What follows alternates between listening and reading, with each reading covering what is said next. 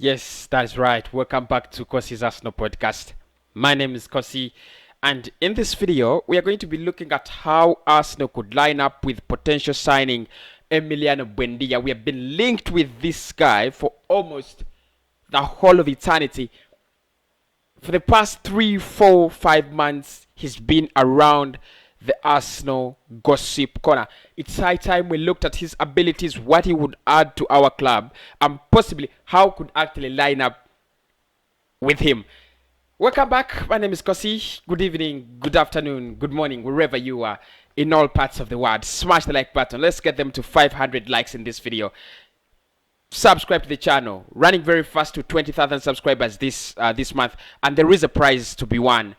20,000 subscribers, $100 to be won by one person on this channel, and I'll make sure that that person gets their money. So please do make sure you've subscribed to the channel and you smash the like button. Emi Buendia is 25 years of age, valued at £40 million by parent club Norwich, and he is a wonderful playmaker. He's been at he has had two very interesting seasons at Norwich. One in the Premier League last season when they were getting relegated. Now don't say, Kosi, how do you say he had an interesting season when they were relegated? Things happen, don't they?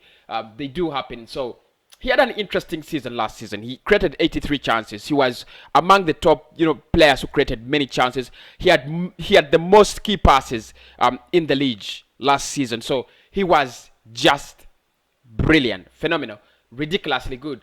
Then they get relegated. He goes down with the club in the championship. Arsenal then had a chance to sign him. We never used it. We are lucky that we are linked with him again. One of the problems Arsenal has been facing is looking for that kind of attacking midfielder, that kind of player that can make a difference. Emi Buendia could be that kind of player, make no mistake. That's why Norwich are actually valuing him at that amount. He has made 6 goals and scored 6 goals in 18 appearances for Norwich. Those are 12 goal engagements in 18 appearances for Norwich this season, and we are going to see how could actually Arsenal line up, what could be his role, because I don't think we need to throw away Emile Smith Rowe. He has only showed us that he can become better and better and better. We need to give him more playing time, but Emi Buendia on the other side could be a little bit more versatile than Emile Smith Rowe. We could use him as another Alex Sanchez. You see, I was looking at the documentaries of Alexis, and I was like, maybe Arsenal need a player like this. Maybe this is the kind of player we are missing. Maybe we are not missing Mesut Ozil. Maybe we are missing the Alexis Sanchez kind of player. What do you think? Let us straight go down into the predicted lineup and see how this guy could actually line up with Arsenal. You can see this looks like a 4-3-3, which I've decided to go for because Mikel Arteta earlier said he would love to play 4-3-3, but he doesn't have the resources. However, he's been playing a 4-2-3-1 and it's been working out for him so well. I just hope he can actually continue with that. In goal, I went with Leno, Gabriel and Holding. In the centre-back partnership, Bellerin and Tierney as the fullbacks, because that is what Mikel Arteta usually chooses. I don't think he will have any exceptions to that. So in our midfield, a midfield of 3, I think we will go with Thomas Partey as the central midfielder, as the player who will give us the defensive shield. I still feel when he's playing as a number 6, we are not getting much out of him. For me, he just impresses me as this box to box. He just impresses me as this kind of player who needs a lot more freedom than confining him in a small cell, in a small jail of being a little number 6. But of course, at Arsenal, he's the only defensive midfielder we can rely on, the only reliable player in that area. As part of the midfield, then I would go with Emile Smith Rowe to the left.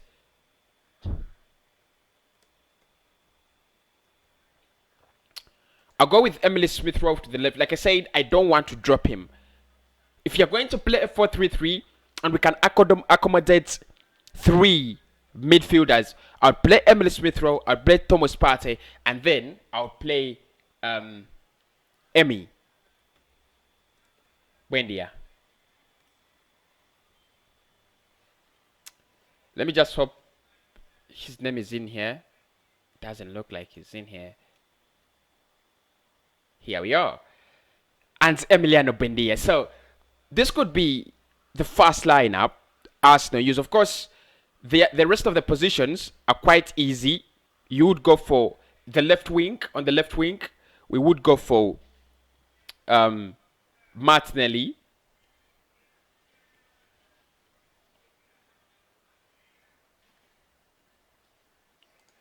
On the right, we could go for Bukayo Saka, who is our player of the month in December. And then the striker is always Pierre-Emerick Aubameyang, whether he deserves to start or not. So that could be our potential lineup with EMI Buendia in a 4-3-3, which Mikel Arteta says he would love to use a 4-3-3. It would be quite an interesting lineup, especially offensive-wise. Smith Rowe is very good going forward. Buendia is attack-minded, and Thomas Partey is attack-minded as well. So there are no issues with going forward. Gabriel Magalhaes is a very good centre-back, ball-playing centre-back, very good at going forward. Kian Tierney as well as Hector Bellerin. Saka and Martinelli and Aubameyang. It's a very good attacking side. But the only problem I have with this one is it is not one lineup that you're going to rely on so much defensive-wise.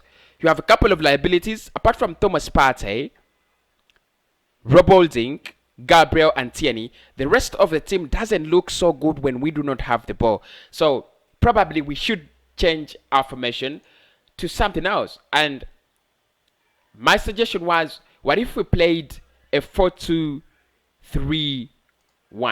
Something like that. If you played a 4-2-3-1, it would be more like something like that. Partey and Emily Smith Rowe dropping deep. Emiliano Buendia taking on the number 10 role. Martinelli and Saka on the wings, and then Pierre-Emerick Aubameyang as the striker. Still Emiliano Buendia would be our number 10. However, make no mistake, he's one of the most versatile players I've ever seen. He can play on the right, he can play on the left, he can also play through the middle. My only question would be, if Arsenal decided to use Emiliano Buendia as a number 10, would Emily Smith Rowe partner Thomas Partey in the midfield? Because if it is true, like many reports say, and many people are comparing Smith Rowe to Kevin De Bruyne, then it means he can add that layer of creativity from the deeper areas, which is something we also lack. The Santi Cazorla kind of thing, we lack it. We lack something like that. Players creating chances from far deep. Players creating chances from far deep in the midfield. If you can have Smith Rowe do that, and then Emi Buendia fit in as a number 10, or they can do that interchangeably, I think it would work. And of course, if we went for a 3-4-3, which I would want to show you around here, okay? There we go. Now, this is kind of messed up. Yeah, this is kind of messed up. But if you went for a 3-4-3, you would see that Holding, Gabriel, and any other player, you'd have three defenders. My interest is in Emily Smith Rowe and Emiliano Buendia. You see that Thomas Partey would get another partner in the midfield, and then Buendia and Emily Smith Rowe could actually have more space and freedom going forward. But for me, I think if we signed him, we might actually play him in a 4-2-3-1, like that.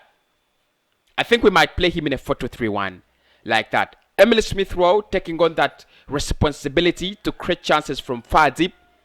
Emiliano Buendia creating chances from the number 10 role and supporting Saka and Martinelli as well as Pierre-Emerick Aubameyang. So what are your thoughts on Arsenal signing this guy? So that's my predicted lineup with Emiliano Buendia. He's an interesting player. If he can join Arsenal, we would have an interesting talent. However, make no mistake, the January transfer window looks very, very dry of funds, especially when it comes to Arsenal. But we can't fail to recognize that he has been top on the list. I'll be coming back with another video of how Arsenal will line up with Julian Brandt. Make no mistake, I love you so much, and I'll speak to you very, very soon.